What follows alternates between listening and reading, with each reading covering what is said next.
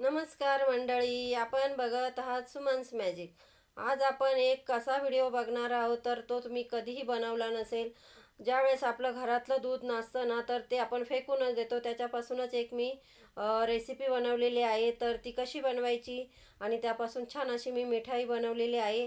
तर ती कशी बनवायची तर ते बघायचे असेल तर तुम्ही आत्तापर्यंत जर माझ्या चॅनलला सबस्क्राईब केलं नसेल तर प्लीज चॅनलला सबस्क्राईब करा आणि अशाच माझ्या नवनवीन रेसिपीसाठी चॅनलला फॉलो करा. तर इथे बघा, दूध आहे. तर दूध नासलं होतं माझं. 2 लिटर दूध होतं जवळपास. ते नासलं होतं बाहेर राहिल्यामुळं. उन्हाळा होता आणि उन्हाळ्यात दूध हे पटकन नासतं. तर बाहेर राहिल्यामुळे ते नासून गेलं. तर काय करायचं आता, एवढं 2 लिटर दूध तर आपण फेकून देऊ शकत नाही. तर म्हटलं चला तर काहीतरी एक नवीन बनवूया काहीतरी. तर इथे खूप कमी साहित्यात असं हे मी मिठाई बनवलेली आहे दुधापासून.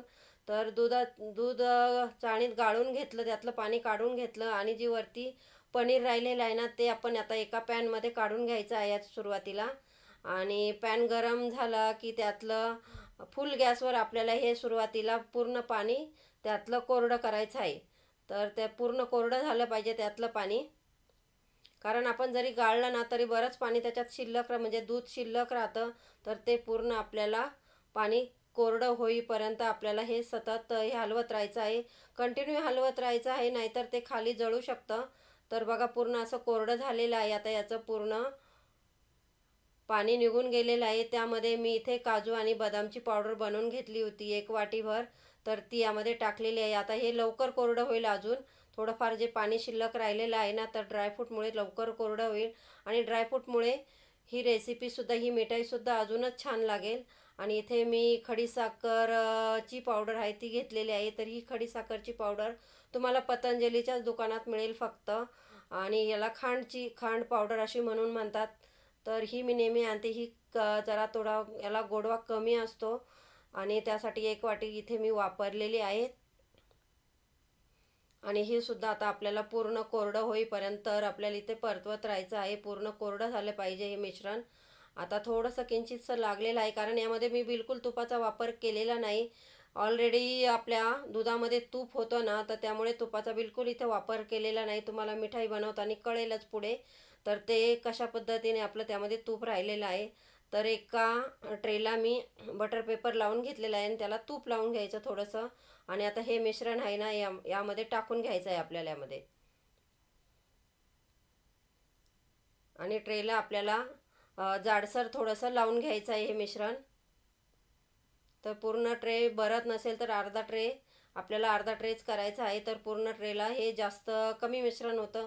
तर अर्धा ट्रे मी केलेलं आहे. असं एकसारखं प्रेस करून घेतलेलं आहे याने स्पॅच्युल्याने. तर बघा आता आपली ट्रे आता एवढा अर्ध्याला थोडासा वरती झालेला आहे. आणि आता यावर तुम्ही काही डेकोरेशनसुद्धा याला करू शकता. ड्रायफ्रूट वगैरे लावू शकता. इथे मी मगजबिया नाही, सॉरी, पंपकिन सीड लावणार आहे. तर दिसायला हिरवे असतात ना तर ते छान दिसतात असे पंपकिन सीड. तर तुम्ही कट केल्यानंतर सुद्धा लावू शकता किंवा आधीही लावू शकता. पण जेव्हा थोडं ओलसर असतं ना त्यामध्ये असे तुम्ही टोचून देऊ शकता. आणि आता हे नॉर्मल टेम्परेचरला येईपर्यंत असं 2 ते 3 तास असंच ठेवून द्यायचं आहे. नॉर्मल टेम्परेचर आलं का याला आपल्याला जशा पाहिजे तशा आकारात तुम्ही काटू शकता. तर इथे मी चौकोनी आकारात काटलेले आहे. तर ही मिठाई जेव्हा मी खायला दिली ना घरात तर कुणालाही समजलं नाही की ही नासलेल्या दुधापासून बनवलेली आहे. तर बघा, एवढं दूध तर आपण असंच फेकून दिलेलं असं. दूध तर तुम्हाला माहीतच आहे किती महाग झालेलं आहे. आणि मी तर गिरगाईचं दूध घेते. तर गिरगाईचं दूध किती महाग आहे. तर गिरगाईच्या दुधापासून मी वेगळी अजून एक मिठाई बनवलेली आहे. ती तुम्ही नक्की, म्हणजे तूप काढलं ना गिरगाईच्या दुधापासून, मलाईपासून, तर त्याची मी मिठाई बनवलेली आहे. तर त्याचासुद्धा मी व्हिडिओ बनवलेला आहे. तो सुद्धा तुम्हाला लवकरच बघायला मिळेल. तर बघा, मिठाई किती सॉफ्ट झालेली आहे आणि तोंडात टाकताच अशी विरघळणारी ही मिठाई तयार झालेली आहे. तुम्ही अशी तुम्हाला कुणाला देण्यासाठी जरी बनवायची असेल तरी तुम्ही ही बनवू शकता. तर ही मिठाई तुम्हाला कशी वाटली हे मला कमेंट करून नक्कीच सांगा. बघा, एक तोडूनसुद्धा तुम्हाला दाखवलेली आहे किती सॉफ्ट झालेली आहे. आणि अगदी तोंडात टाकताच विरघळणारी अशी ही मिठाई तयार झालेली आहे. अशी मिठाई तुम्ही नक्की करून बघा. जर तुमचं दूध फाटलं तरी फेकून न देता मिठाई करून बघा. तुम्ही परत परत अशीच मिठाई मुद्दाम दूध नासवून बनवाल, पण खूप छान होते. एकदा करून बघा आणि चॅनलला सबस्क्राईब केलं नसेल तर सबस्क्राईब करा. थँक्यू.